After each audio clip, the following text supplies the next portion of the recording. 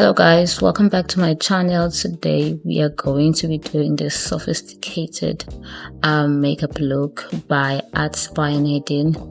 She's a creator on Instagram that I happened to run across, and I just loved that picture so much I had to recreate it. So I am unofficially, doing a colorful, let's bring back colorful eyeshadow series, and I feel like this is part of that series as well. For this look, you're going to need a bright and thick concealer, which I used as an eyeshadow base. If you can find an eyeshadow base that is, lighter, then you can use it as well. So what I did is I just sculpted my brows, and then I used my concealer brush to blend everything down. So secondly, I used the Sheglam Smart Cookie palette, which I'm going to link in my description box.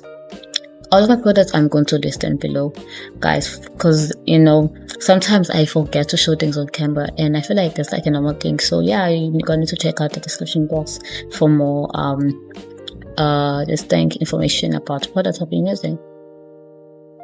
So this look is a smoky blue, almost like peacock kind of look, and what I do is I start to sculpt up the shape of the eye with a very, very dark blue, almost jade-like color. I make sure to drag it and almost creating like an halo effect. Because this look is more of a sultry, cat's eye kind of inspired look, so I had to drag a lot of product, to make sure that I swoop it. I don't know if I'm making sense, guys, but yeah, I hope you understand what I'm saying. I'm packing layers of eyeshadow right now, making sure it's as smoky as it gets, and then I'm going to be using a light green.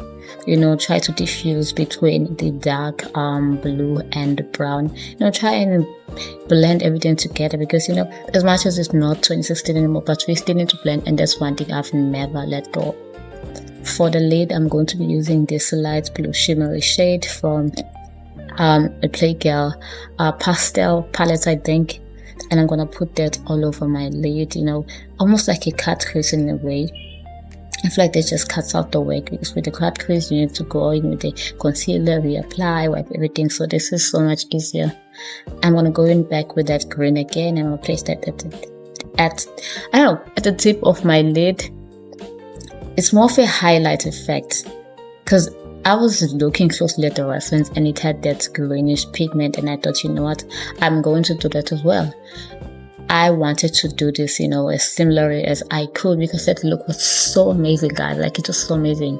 So much that I stayed up all night and started creating my own face charts.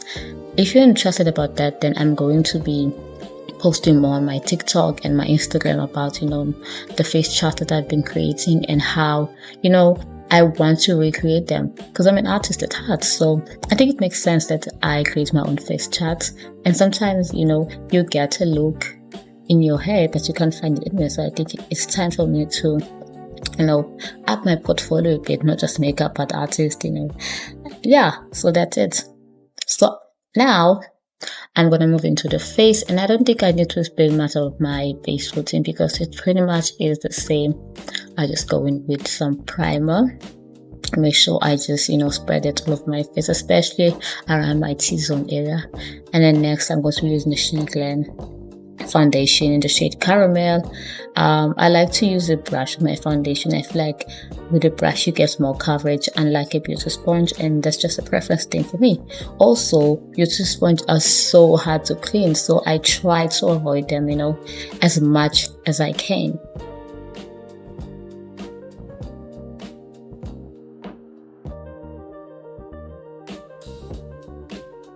I don't use contour. What I do is I bronze my face, and I feel like that works so well if you're, a black girl, because sometimes the contour makes you look ashy, like gray and lifeless. So I just started bronzing my face, and I don't think I'm ever going back. And sometimes the bronzer works as a blush as well, because it gives that sun-kissed natural glow. I don't know if I can say that it should be known, it should be the new norm that black girls should use a bronzer instead of a contour, because guys, bronzer did look so good on us, like it looks so great on us, and I feel like we've been misled for years about the whole contour thingy.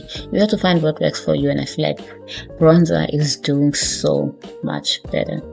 Like the way I'm so chewing, yeah, like I was hungry and I just decided I'm going to chew some gum and get over this look, and then I'm going to eat afterwards. That's how committed I am to the craft. So please excuse the chewing. I know I'm looking back at it now that I am editing, and I just like, why do I do this to myself?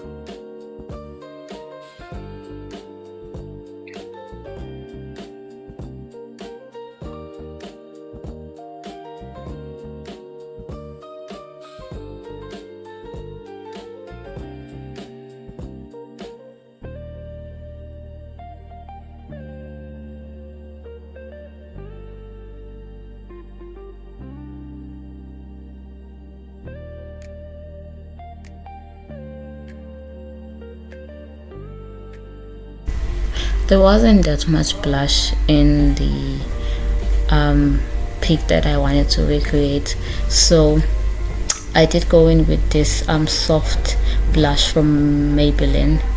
And can I just tell you guys, I regret buying this blush. Like, it barely shows, and for the amount I paid, I feel like I was ripped off. So guys, like, if you buy blush, it's because you want it to show, but somehow this blush was not doing that.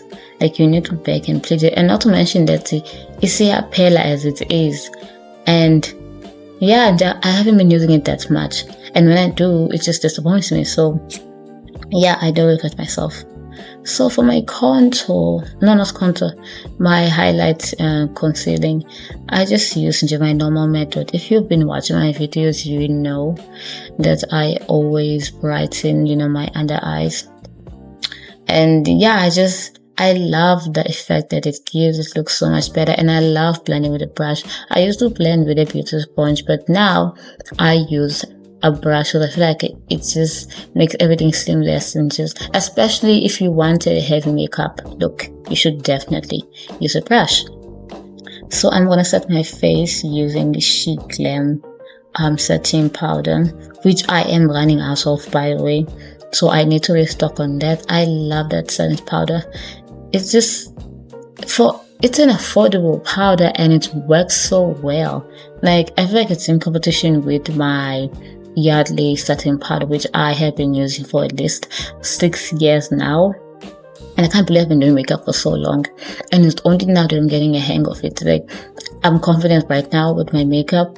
Back then I was just doing makeup, but I wasn't that confident. But right now I feel like I'm confident enough to try and attempt, to do it on somebody else. I don't necessarily want to, be a makeup artist for a lot of people, because I don't want to deal with, too many demands, especially people, they come with preferences. Some people want you to do magic upon them. They'll give you an inspo pic of maybe Rihanna, or I don't know, like maybe Scissor, and then they wanna say, give me this look. And when you recreate this look on their faces, they are going to be disappointed because they don't look like the inspo pic that they came with. So really, it's a stressful thing, but I wanna attempt to, try and maybe one day do faces, see, for the experience, because I have not been experiencing a lot of things, so I feel like that would be for the plot, and who knows, maybe I might like it. But overall, I'd rather do nails, man. I'd rather do people's nails than doing makeup. I love makeup, but people's demands, I don't want to be in that predicament. So anyway, I did use another setting powder. A setting powder, I think so, from Wet n Wild. It's not the loose powder. It's actually a compact powder, which I love and hate some days. I don't know. Our relationship is very weird. I don't even know if I'm gonna stop that once it's over yet. For my eyes, I did an inner corner using the Essence black eyeliner. Yeah. I think you need concentration when you're doing the inner corner. You need to be concentrated, and yeah, sometimes it doesn't go as well as you hope. And another thing, I am running out of this liner as well. I feel like all my makeup products are running out, all of them, and at the same time, it's like in my product, they know when you're financially unstable, they just want to run out. So yeah, I'm in that kind of situation right now. But to be honest with you guys, I really don't want to stress with my life. I believe that everything that is for you is going to come for you. You just need to keep showing up. And that's exactly what I'm doing. Because even for my YouTube, I don't get like a lot of views. And I'm okay with that. I believe in the fact that you have to first perfect your craft before you find an audience. So I'm not going to sit here and complain about low views when myself, I feel like there's still some improvement I need to do, you know. I still need to maybe get a backdrop, some proper lighting and everything. And once I reach a point in my makeup career that I feel like, you know what, yeah, now I am satisfied, then people are going to start flocking in. I've seen it happen with a lot of channels on my YouTube. Firstly, they're going to have these low views, and then once they've, I can't say mastered, you know, their craft, then people start showing up. That's how people are like. People, they are gonna ignore you until next thing you know it, you're the next big thing, and then people are popping out of nowhere saying, oh, queen, yes, queen, you know. So, and that's what I'm gonna do for myself as well. I'm gonna work on my craft, you know, make sure I improve, and then people automatically are gonna come. And I don't mean pity watches, people that, you know you and have been seeing you on your page, you know, promoting your YouTube, and they're like, okay, now let's go check it out, you know, so that you don't appear as bad friends. I'm okay with people in my close circle, you know, not watching or finding my videos entertaining. I understand. Like, you don't switch on your YouTube, guys, to watch boring videos just because you know someone. You come there to switch off your mind, enjoy the process. You come there for favorites. So that's what I want to be, a favorite, someone that they love and, you know, look forward to see. Like, I get that sometimes it is frustrating to do things and then have people not show up, but I feel like that just gives me motivation to push. It's telling me that I need to work harder until, you know, I gain an audience, and then hopefully the very same people that found my audience, you know, boring a while back, actually come back to watch with love this time. So yeah, that's pretty much the makeup tutorial. I hope you're able to grab a few things from this tutorial. Other than that, I'll see you in the next video.